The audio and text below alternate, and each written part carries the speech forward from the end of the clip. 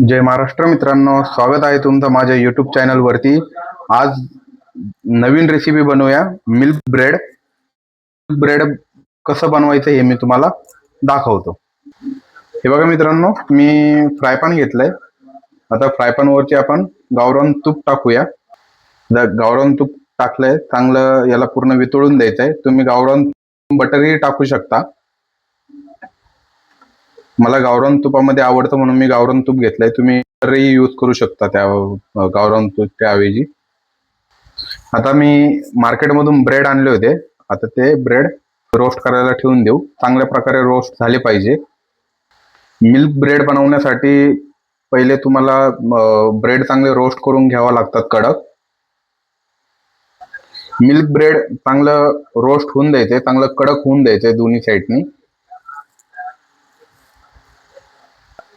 Milk bread बनवण्यासाठी 2 bread घ्यायचे, चांगले दोन्ही साईडने रोस्ट झाले पाहिजे। मस्त असा कुरकुरीत आवाज आला पाहिजे।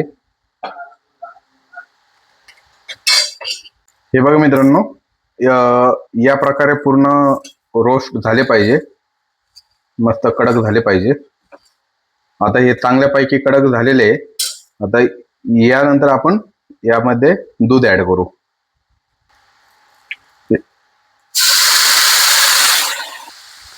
अशा प्रकारे दूध ऍड केलंय।